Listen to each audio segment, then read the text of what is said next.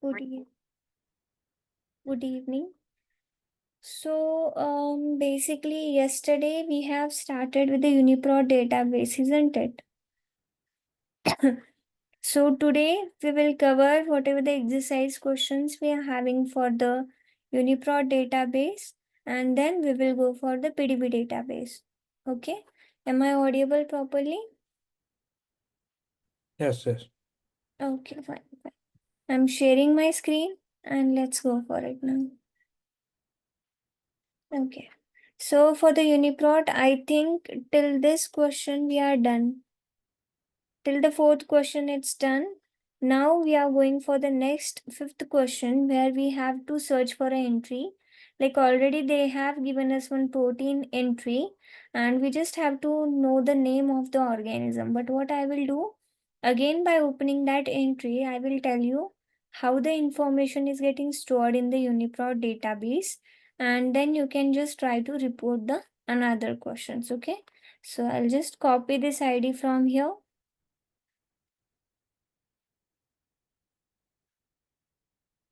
I'll open the Uniprot database,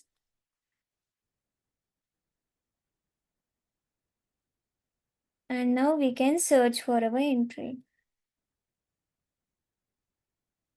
So as it is just the ID we are having it, so obviously it will open any like one of the entry which is specific to it, isn't it? So you can see this is how the information will be stored in the Uniprot database in a detailed way. Yesterday we just have opened the result page, but now we are opening one of the entry out of it, and let's see how the information is stored. So first of all, you are having the protein ID with you, then you are having certain uh, description for that particular entry. So here you can find out the complete protein name for your ID, which is keratin protein type 1 cytoskeletal 14, gene from which this protein is coming. What is the status? So obviously from this SwissProt database it is coming, means the information is cross verified, it is cross checked. Then organism name also we are having it. We are having the amino acid length also, protein existence, like we are having the evidence at the protein levels also, and that too with the annotation score with 5 out of 5, means whatever the annotation they have provided here, that is all completely reliable. You can completely rely on that information. Then here, if you will see, we are having the function section, then names and taxonomy, subcellular location, disease and variants. These are what the whole detailed information which is present for our protein, and these are headers of the information. So from this headers also you can directly click on that information and you will be able to know the details about it. Here also you are having the disease and variants, means for our protein is interrelated with whichever the disease and what kind of variations will be causing that disease, that whole information, isn't it? So now this is how the information will be stored. But if you will see here also, you are having a 4 to 5 sections, right? So first of all, in the entry, you will be having the details about your entry. Then in the variant viewer, basically you can visualize your variants. Means here, if I will scroll bit down, you can see whatever the variations you are having it. You can just visualize that variations from here, like whatever the variations are predicted or uncertain significance, that will be mentioned out over here. Then we are having the feature view. So in your protein, maybe you are having the CDS regions, like coding sequence regions, or whatever the features you are having it. So that also you can visualize it over here in the feature view. Then here the genomic coordinates will be mentioned, whole genomic coordinates like chromosome number and all those part. In the another databases also, whatever the IDs are there, that also they will mention it. In the publications, you'll be having the research paper in which you might have the information related to this ID. And then external link, if you want to get the details about the same protein in another databases, so that links are also being mentioned, you can just go for it. And then at the end, you are having the history section. So basically, this is how the information will be stored into your Uniprot database. Here you will be having directly the headers. you have to click on that headers and you can retrieve that specific information. Okay, is that clear?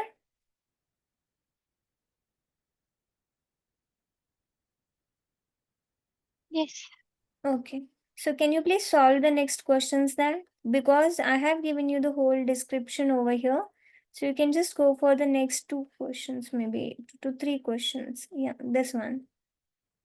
So can you please solve these questions now and provide me the answers in the chat box?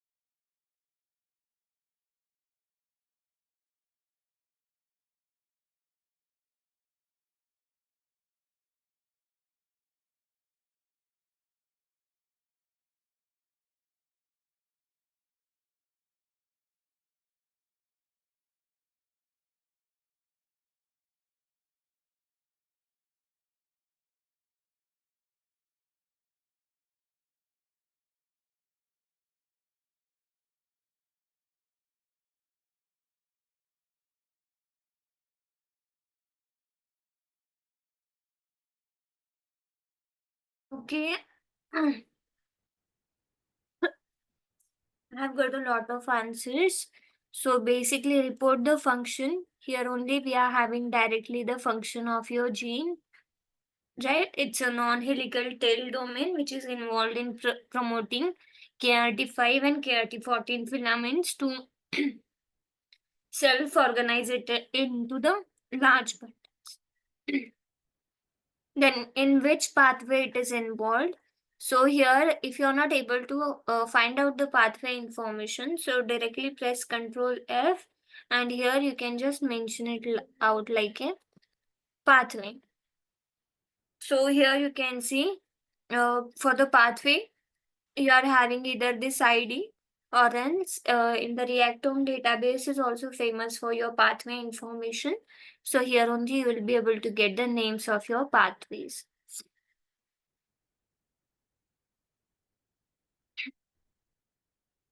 Okay. And then the last question we are having related to the report the disease and the variants caused by the protein. So here you are directly having the option as in disease and variants. So yes, it is involved in the epidermolysis bullosa simplex 1, which is generalized to severe like EBS1A. But here the variation information, like if your particular protein is causing this disease, then which kind of variations might be present. So that variation information you are having it here. Then here the second disease is also being provided and along with the variations. Here the details, DBSNP ID is also being mentioned if you want to get the details about that particular variation, isn't it? So this is how you can get the information. Now let's move to the next question. So here you have to report the 3D structural ID of your protein. So how you can report the 3D structural ID, basically here you are having a structure option. So if 3D structure of your protein is available. So I don't know whether you guys are aware about the PDB database or not, but whenever you are having the protein structure, so in the PDB database only the structural data is present for your protein. So here the structure section is actually related with your protein structural information in the PDB database, right? So here, if the structure of your protein is available, they'll just mention it out the structure over here. And then here, you'll be having the PDB IDs. So maybe for your protein, suppose here the identifier is not being mentioned from the PDB database, means the 3D structure of your protein is not yet available. But here you can see for our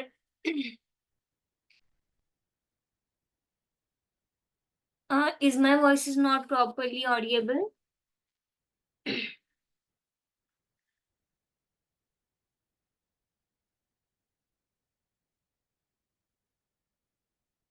Okay.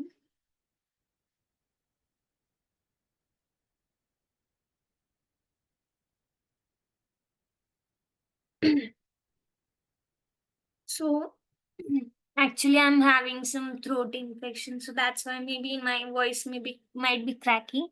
So now here you can see if the yeah I took the what.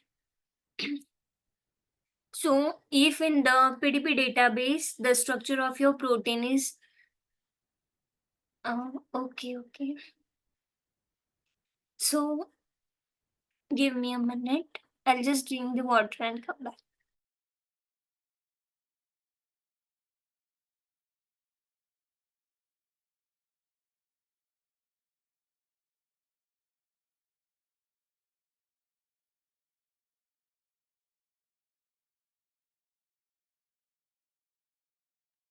Okay, so maybe it might be clear to you now. So here, thank you for your suggestions. I appreciate it. So basically, if your 3D structure for your protein is available in the PDB database, they'll mention out the PDB structural ID over here. So if you're not having any identifiers which are mentioned over here, so 3D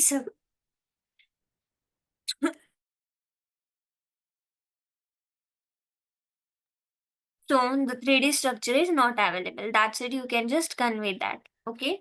So here as identifiers are being mentioned, means 3D structure is also available in the PDB database. And if you want to get the 3D structure in detail, so what you can do is here they are directly giving you the links for that databases. So maybe you can click on the RCSB PDB and you can just try to open that structure. Okay. Otherwise, you're having the second way also. You can manually open your PDB database and you can just provide your identifier name over there and you can just see whether the 3D structure is available or not. But most of the time, if identifier is there, means the structure is also available. Okay, so I hope this question is clear. If any doubts are there, you can ask me. Now you may ask if PDB ID is not there, but here we are having the alpha fold also, right? So what happens in another databases, the predicted structures will be present, means whatever the computationally determined structures will be there. So whenever you are going for a proper protein structure, so it should not be any predicted structure, it should not be any experimental structure.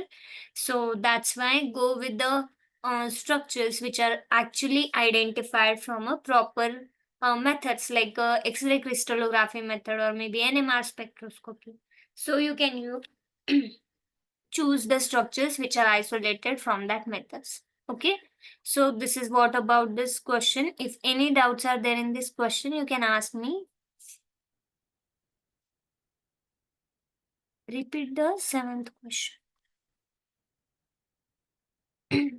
In which pathway it is involved. Okay, so basically, it's not mandatory that for each and every protein, you will be having that pathway information available, because might be on some proteins still the research work might be going on.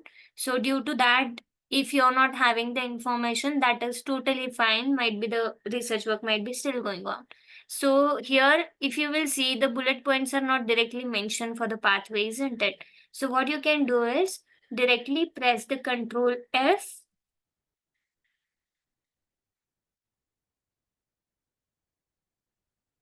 and then here you can directly mention the search term as an pathway.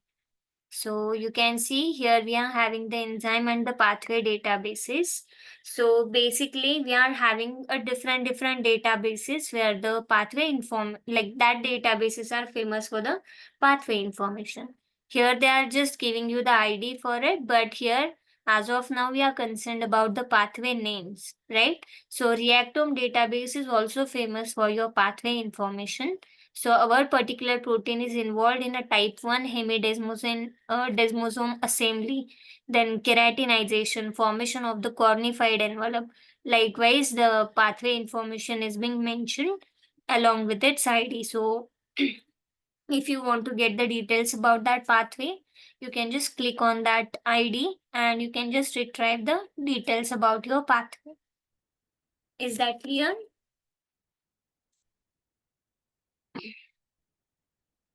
Just curious. Why are there two PDB identifiers from a single protein? Is it due to different experiment? Okay, it might be the different experiments. Maybe in the different labs they have worked it on the same protein, so that's why also. And maybe here you are having the resolution difference also. You can see this might be the same protein, but the resolution difference is there. So resolution will basically affect the clarity of your protein visualization. So that's why go with the resolution which is having which is present between the 1.5 to 2. It's considered to be the best one. Okay.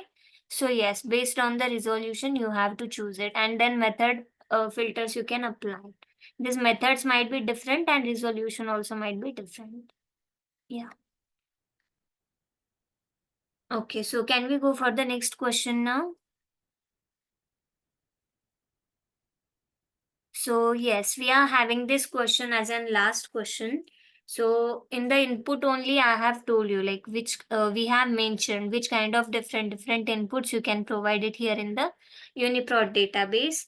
Among that, we have seen if you are having the ID, how you can retrieve the information. If you are having the gene name, how you can retrieve the information. And in the 10th question, you can see we are having the multiple IDs with us, and we want to get the annotation in the sense extra information for this IDs.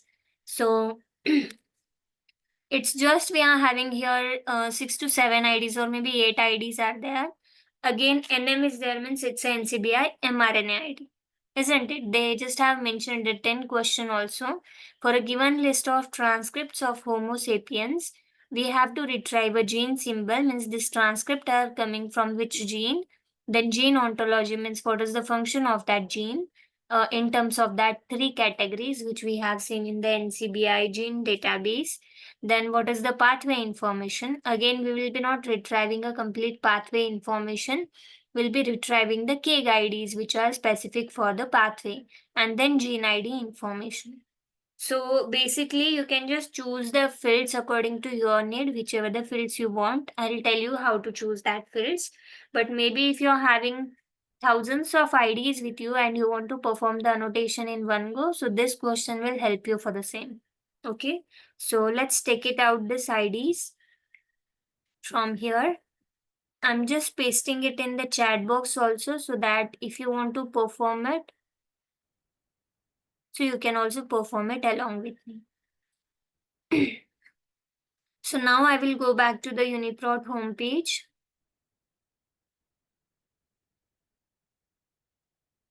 So basically here only you are having the ID mapping. Maybe you can go back to the homepage.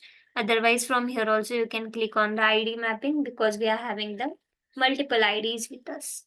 So here you can just provide, maybe you can see here you are having a 1 lakh maximum IDs you can provide it. So you can just understand how much larger data you can just retrieve it from here. I'll paste my IDs over here, NM IDs. And as NM is there, means it's a NCBI mRNA IDs, NCBI transcript IDs, which are coming from a RefSeq, right? So here you have to choose. Maybe you are having the IDs from the PDB or maybe Ensemble database. So you have to choose that particular database from which you are having the IDs with you, isn't it? So here from database will be your, obviously 3D structure database will be related to your PDB databases or the structural databases. So from here you can choose it.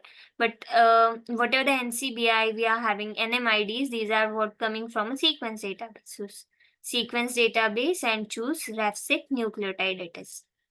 Okay. Then in the UniProt KB database, we want to map it. Then job ID, you can provide it. Maybe if you want to provide any job title, that you can provide it by your choice. Otherwise, by default, whatever the thing is there, you can just make it as it is. It's totally your choice. And then map the set IDs. So it's queued. We have to wait till the job will be finished.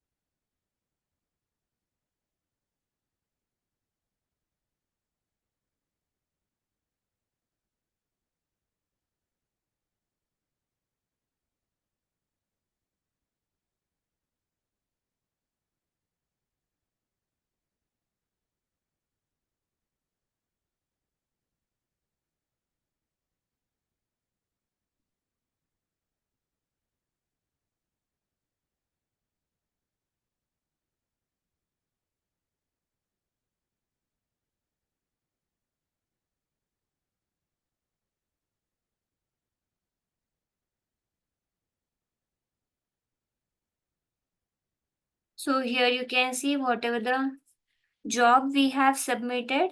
For that, the status is completed, means our IDs have been mapped properly. So we will click on the completed.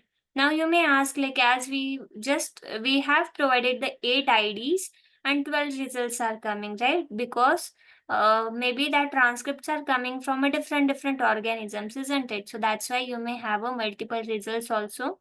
So for that, you have to apply the filters from here. Again, in this 12 results, 7 results are from the Swiss prot, means that entries annotation is proper for them. We can completely rely, because it is cross-checked by the expert panel. Then we are having the second as an unreviewed, means this is what the automatically done annotation. So it's totally up to your choice whether you want to take it or not.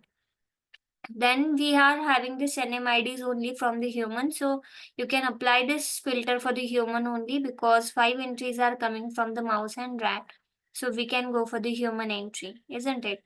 Then here you are having again the filters that also you can choose it out. I hope my voice is coming now. Actually, the map IDs were getting matched, so that's why I was not talking only.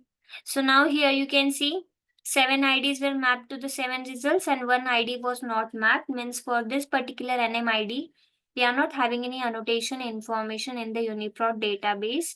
So we have to refer maybe NCBI for that or maybe any another database you can use for the same. Okay. Then here you can see the table is been coming. If you want to go for a card format, that also you can choose it out. Or maybe table format also seems to be great. So you can use that table format also. So let's see how to choose the fields.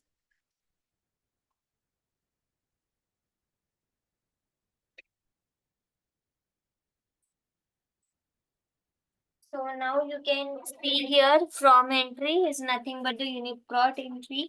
Sorry, from is nothing but the entry which we have submitted. Entry is nothing but the ID in the Uniprot. Entry name it is, then protein name, then gene name, you are having the organism name.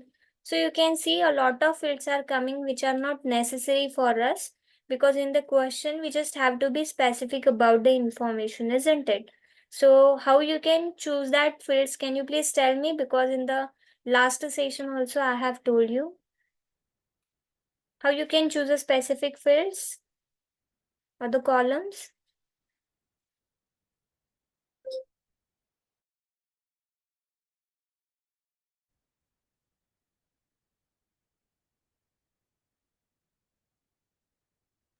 Customize columns. Sorry, customize column. Yes, that's correct. So now here I'll just open this customize column. So here if you don't want to go for a reviewed entries, close this column. Entry name if you don't want, close it. Length also if you don't want, you can just make it as a close. So whichever the information you want in your particular fields, just choose that.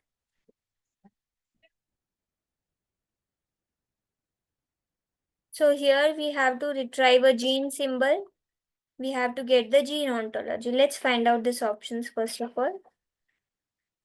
So gene names we are having already. Protein names also, these are not necessary.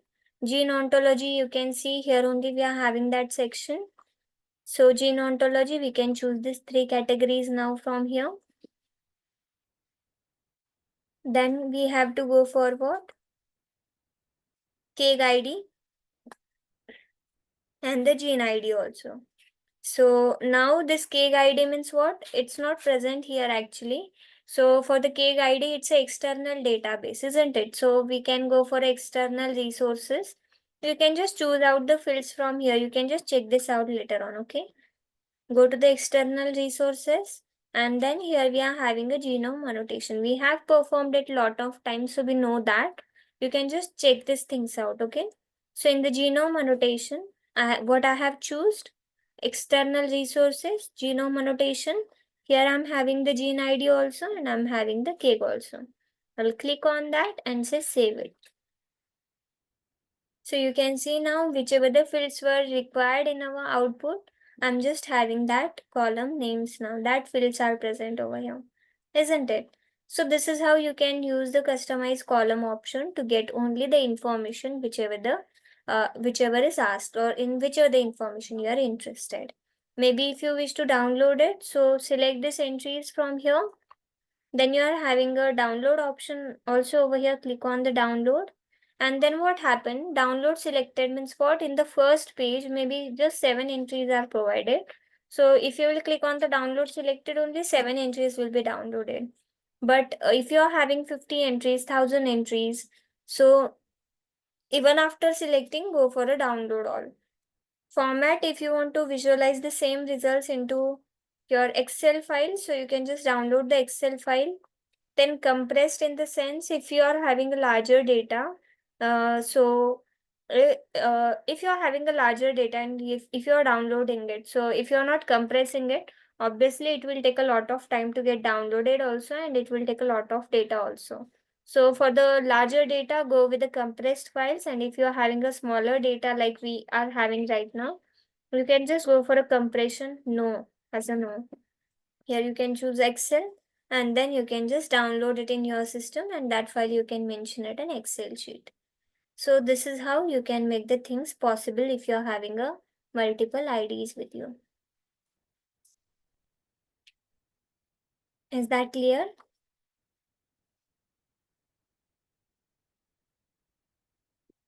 Okay. So if any doubts are there in these questions, you can ask me. Further, we are having the practice questions, which you can just do the practice later on. Okay, after the session. Have you also tried to perform this question? If any errors are coming, please let me know now.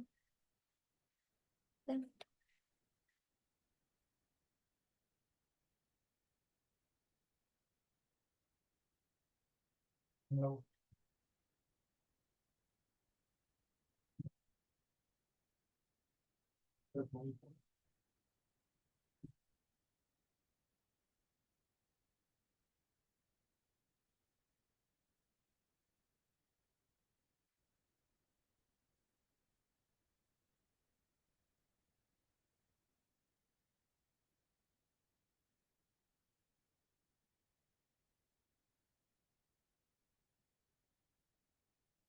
Okay, I'm sharing the attendance link with you all.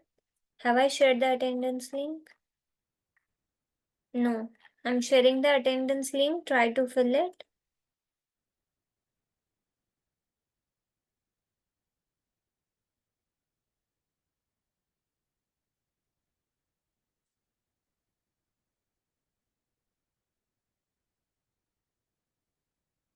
Okay. So I hope you're not having any doubts in the Uniprot database. You can check it out the another options also. So can we go for a PDB database now? That is next protein database.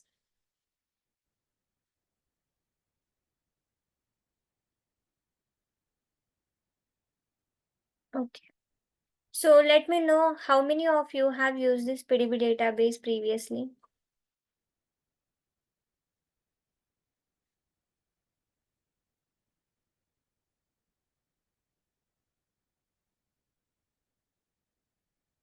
Okay.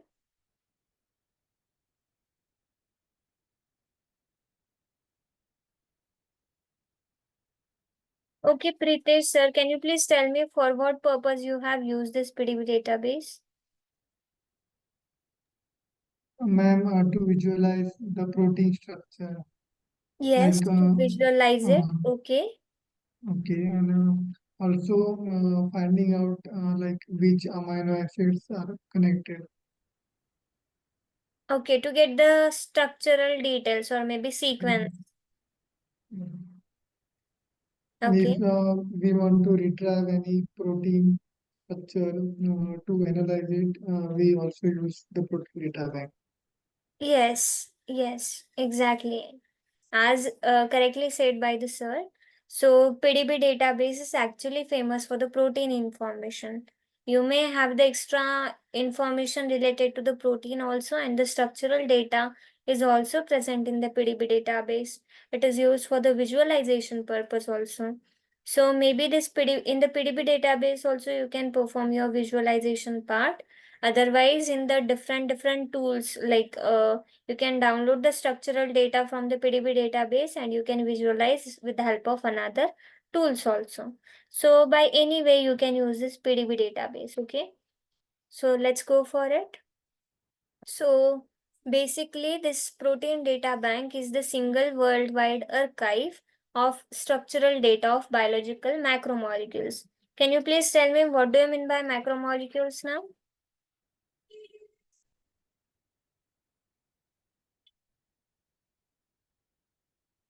Anybody knows about the biological molecules? We are having the two types of biological molecules, isn't it? Macro and the micro one, like small biomolecules, larger biomolecules. So small biomolecules will be having a simple like a nucleotides or it may be amino acids. These structures are nothing but the small biomolecules. And the small biomolecules will get attached to each other or they will form the polypeptide chain or maybe they will connect together and then they will form the larger biomolecules and this is nothing but the macromolecules, isn't it? So here in this PDB database, we can find out the biological macromolecules like proteins. You may have the nucleic acids structures also over there, like maybe for DNA, maybe RNA structures also. You may get it there. Then here they have provided the link for the PDB database. But again, in the browser, you can directly go and you can just type it as a PDB database. It will open it. Then the protein data bank is a database for a three-dimensional structural data of large biological molecules such as proteins and nucleic acids. So basically this is how the protein data bank homepage will looks like. We are going to deal with that also, but before that let's move to the next part.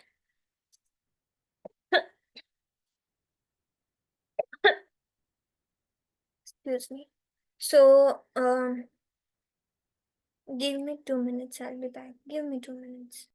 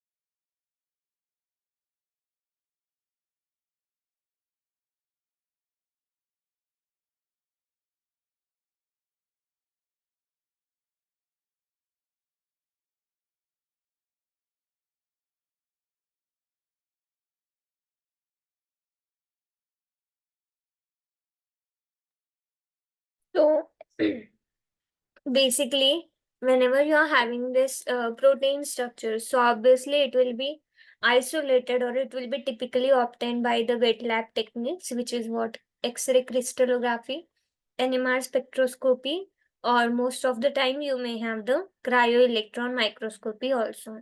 So PDB is overseen by the organization which is called Worldwide Protein Data Bank. So that's why it is starting with a WWPDB.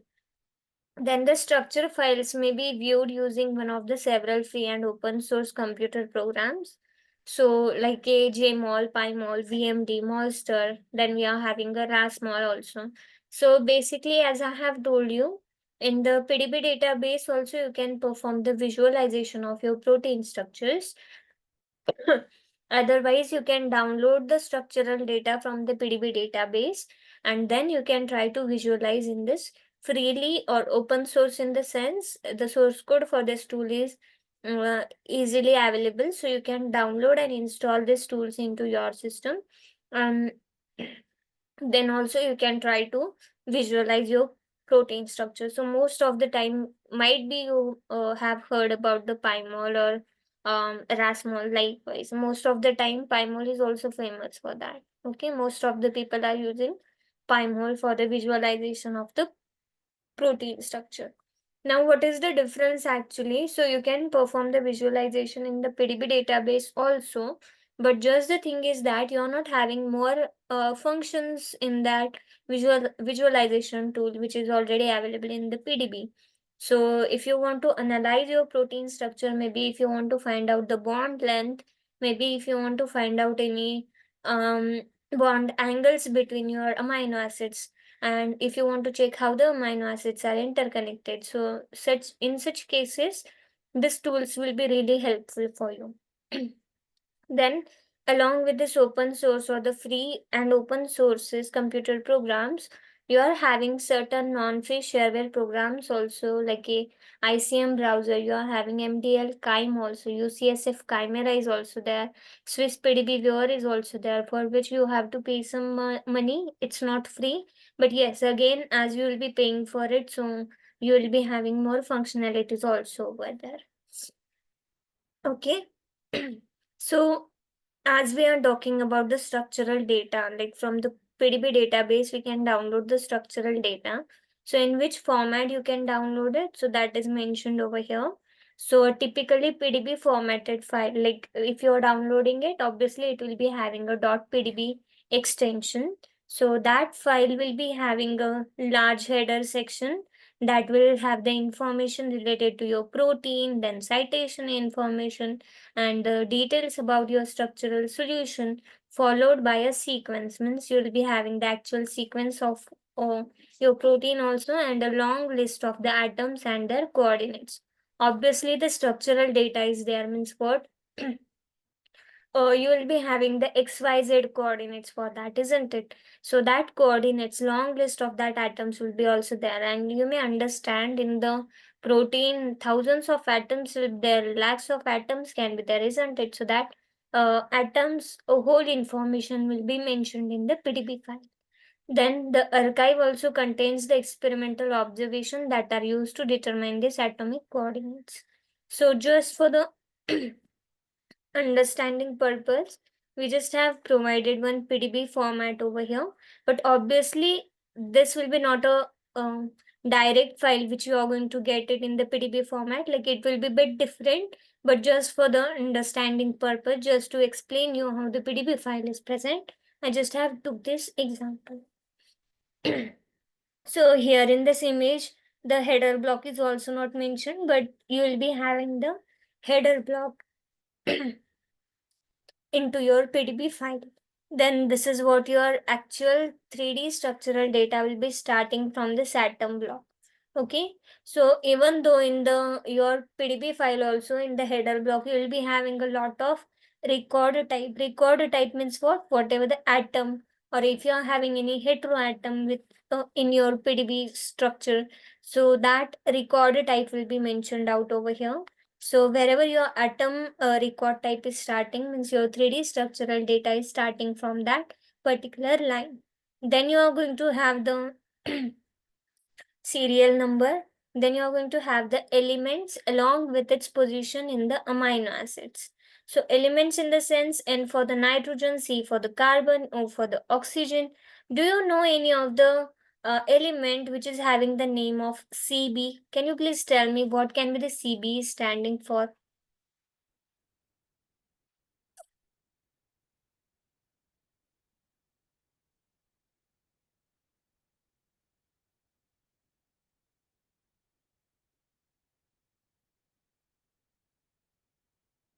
Hello?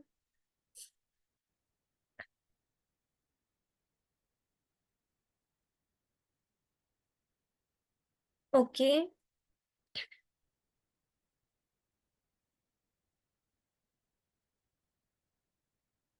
Okay, okay.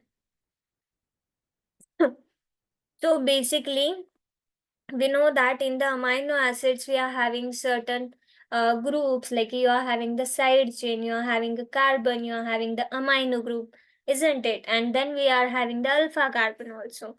So that alpha, beta, or gamma positions are represented along with your elements. So here C is for the carbon, A for the alpha means alpha carbon, B for the beta, G for the gamma, D for the delta. So here you are having the elements along with the element positions within your amino acids. Is that clear? Then you are going to have the amino acid names actually. Then you're going to have the chain name. Maybe we know that our protein structure can be made up of single chain, or you may have the multiple chains also. Polypeptide chains might be interconnected with each other, or they are just arranged in a specific way to make our protein structure, isn't it? So that chain names also you are going to have it here, whether these things are coming from the A chain, B chain, or that chain name you will be having, then sequence number you are going to have, then you are going to have the actual coordinates, xyz coordinates. And due to this coordinate information only, we will be able to visualize our structures into the another softwares also. So this is how the PDB structure will look like. You are going to have the next fields also, but no need to worry about them because they are not that much important. They are just the extra attributes, extra information, but this much information is important. Then here you may have the heteroatom. Ma'am, Yes, ma'am, what is OD1 and OD2? sorry, okay, it's a oxygen, O for the oxygen, delta first position, Okay, oxygen okay. delta second. Like a alpha, beta, likewise you are having gamma and delta positions also in the amino acids, isn't it? So that here also you are having in the aspirin, you are having the two oxygens. One is delta 1 position, another one is the delta 2. Okay, ma'am.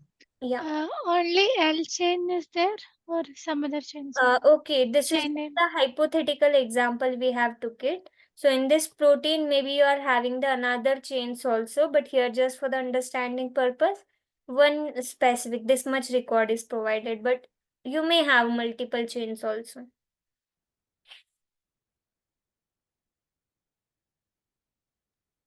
Okay. Yeah. So it depends actually. This is just the image we have took it from the browser. So I'm not sure this particular coordinates are coming for which protein. I'm not sure about that also. But just for the PDB format explanation, I found it like informative. So that's why I have took it. I can show you the actual PDB format also while performing the exercise questions. Okay. So I hope this thing is clear to you all. So can we go for exercise questions now?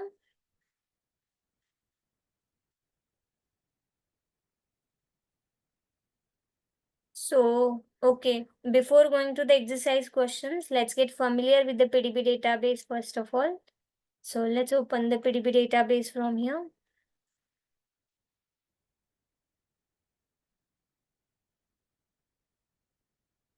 I can share the link with you.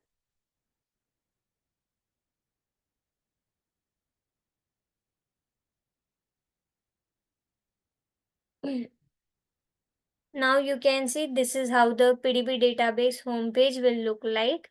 So here deposit again, the if you remember this kind of options we were having in the NCBI database also to deposit, like if you want to submit any structure you are having a deposit option. If you want to search for any structures you are having search option.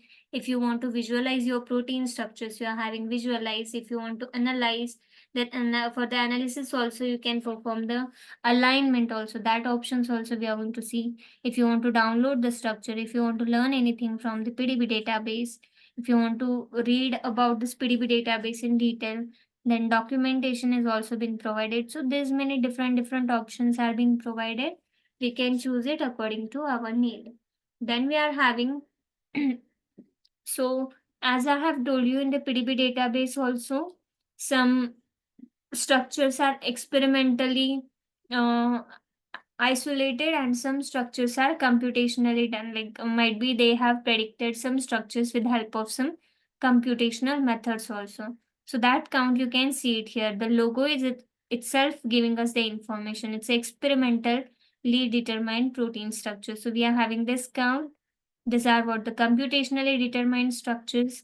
Then here you can provide your search terms. Maybe you're having the protein name, you're having the protein IDs, or maybe you're having the sequence of the protein that you can provide it here, isn't it?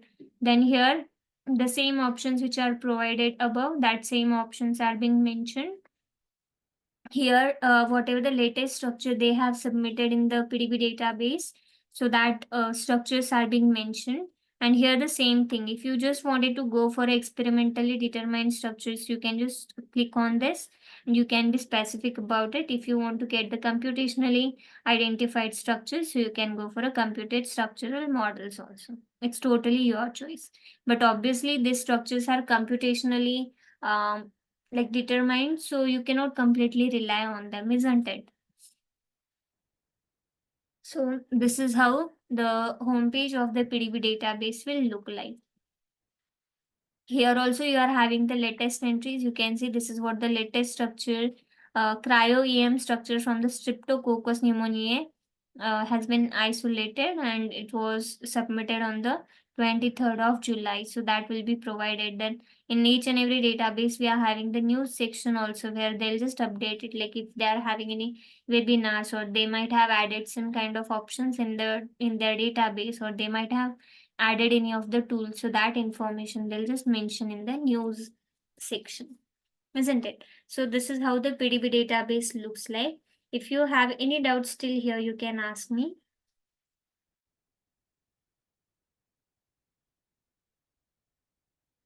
Anybody, any doubts?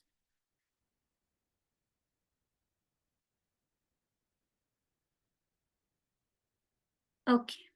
So further, I'll tell you, like as of now, we are just having three to computational means. Okay. So if you remember, like I don't know whether you are aware about the computer-aided drug designing or not. So in such cases, like for some proteins, if the structures are not available in your database, in your PDB database, so they are using the different techniques to predict the structures of according to the sequences. So might be that kind of predicted structures or computationally identified structures will be present here in the computed structure models, which are the structures which are being identified with the help of computational techniques.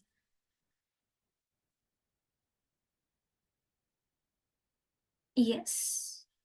So as of now, we are just having 3 to 4 minutes. So I think the explanation will be not done for the next questions. But yes, you can just report the total number of structures in the PDB that is being mentioned here only.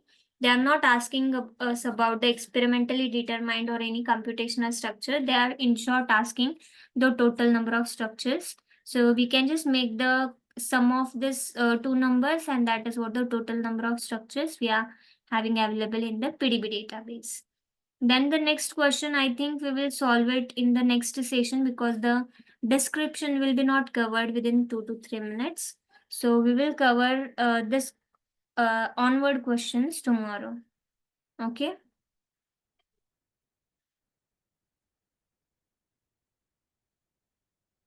So maybe what you can do is, I can share these questions with you on the chat box. You can just try to like practice it out, and obviously tomorrow I'm going to cover this part, right?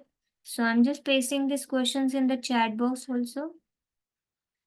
Try to copy paste these questions somewhere, so tomorrow we will not waste more of the time in that questions, isn't it?